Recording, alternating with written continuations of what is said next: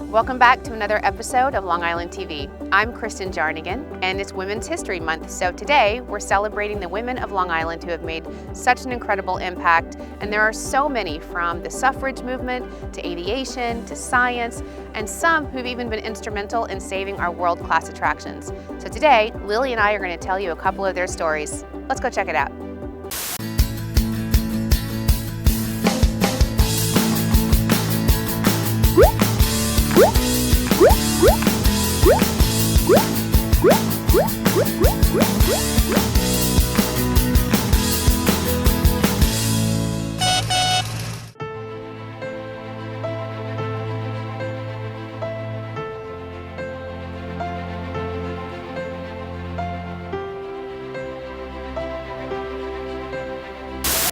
Okay, we're standing inside the iconic Montauk Lighthouse, arguably the #1 attraction on Long Island. And today I'm lucky enough to have Greg, who is the erosion director here at the lighthouse, to tell a really incredible story about a woman who was responsible for where we're standing today. There's a great story of Giorgina Reid, this 4'11" feisty woman. In high heel sneakers. In her 60s. Yeah, right. Who kind of saved the lighthouse based on erosion. So why don't you tell me, like, what was she facing when she came here? Well, first thing we'll do is we'll give credit to the early planners because they knew what erosion was on this site in 1792, 1796, okay? So they set the building 300 feet back from the edge, and it gave the project time. 1 foot a year, the land goes away like cotton candy in your mouth with storms, okay? But then in 46, the Corps of Engineers comes in after World War II and builds an 840-foot seawall on the bottom, thinking that they were going to stave off the erosion, which was a failure, okay? So the lighthouse stood alone with no help. And it was a grim future, and it was surmised that eventually this would topple into the sea. So Giorgina Reid read an article in Dan's papers about Montauk possibly not surviving. And she had her own personal story of her own home in Rocky Point that she had saved from a huge storm and cliff erosion. And she thought, I think my solution can help Montauk Lighthouse. The engineers had never seen an act like this, okay? She is a textile designer and an artist by trade, the author of a successful book on photography, but she had a patent for her terrace method. And she knew what she was doing, but the Coast Guard and the engineers were saying, who is this woman who we'd never heard of, and what is she going to do? Yeah, so Giorgina Reid had read about some ancient terrace system of planting reeds that could help, stop erosion. Yeah. And it stopped erosion in her Rocky Point home. So she said, I think I can do it here. She came out with her husband every week for 15 years and single-handedly saved this incredible lighthouse that is commissioned by George Washington, one of only 4 national landmarks that are lighthouses in the country, still today, and truly a Long Island treasure that is now here for future generations. Giorgina had the heart of an elephant, and she could climb like a goat, and she could dig like a mole, like nobody's business, okay? And she put blinders on, and she began stabilizing, and then it took a few years, but then the Coast Guard looked and said, well, we got to help her out, and they gave some wave attack protection under her terraces, and that was the beginning of the greening of the embankment, because storms would come in and she would still stay green. We have 6, 7, 8, 9 hurricane strength rains a year, and we lose no sediment on this property. Okay, so that is telling. Slope angles stay the same year in and year out. The methodology in the book is all because of Giorgina's tenacity and her know-how. And being a non-engineer, which is a joke to me, she led the way and taught the engineers that this is most worthy. And in 2021, we have a $30.7 million seawall coming here, built by the Corps of Engineers and the DEC of the state of New York. So Giorgina planted the seed for the future here, and we are going to be in good shape for a long time. Well, I love that, and I love that I'm sure Giorgina never imagined that her hard work would lead to more than 100,000 people from around the world that come to Montauk Lighthouse every year. I mean, it's truly the one attraction that everyone that comes to Long Island wants to see, the end, the famous Montauk Lighthouse. And so today, as we celebrate Women's History Month, we're excited to celebrate and share the story of Giorgina Reid. So thank you for helping me today. And thank you all as well. Appreciate it.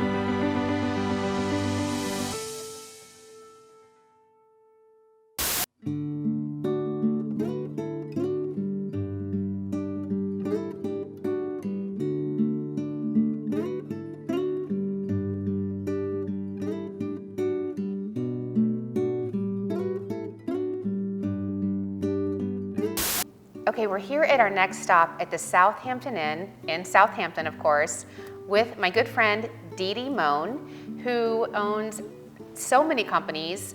One of them is called Cat Cove, and Cat stands for? Well, it stands for in public. Cute, adorable, terrific. Oh, yeah. But you don't want to tell me that?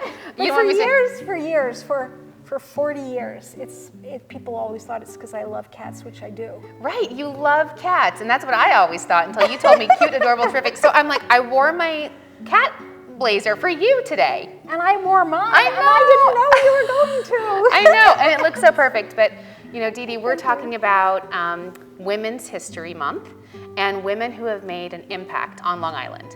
And women who have made it in history, which is great, but women who are still making an impact today. And you were the first person that came to our mind. You own many properties, but the largest hotel in Southampton, and it's so beautiful. And you know, I was looking at your bio. You're a savvy businesswoman.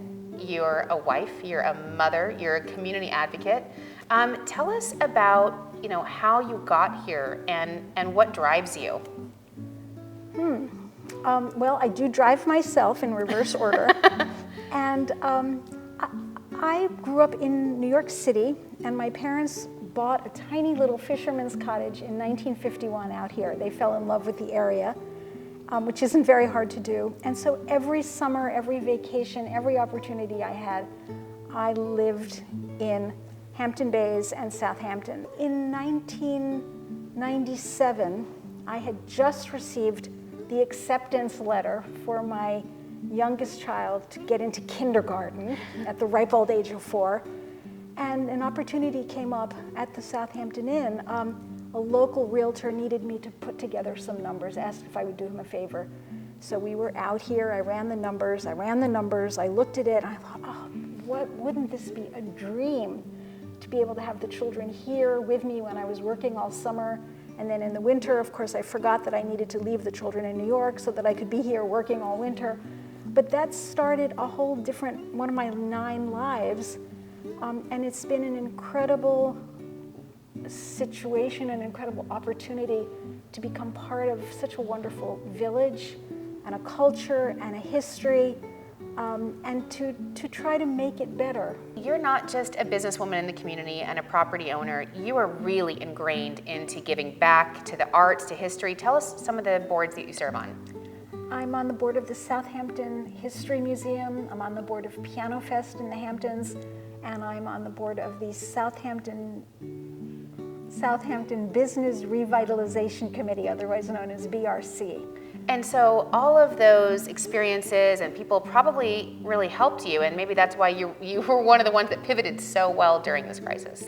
So Dede, this property, I love it, Southhampton Inn. It's 90 rooms, it's beautiful, you keep it immaculate, and it's got great, spacious, updated rooms, wide open spaces, a swimming pool, and you have a great restaurant that is also named after your cat. Yes. Your former cat, Claude, which we love. Let's go toast to Claude. Oh, good. Okay, all right, let's do that.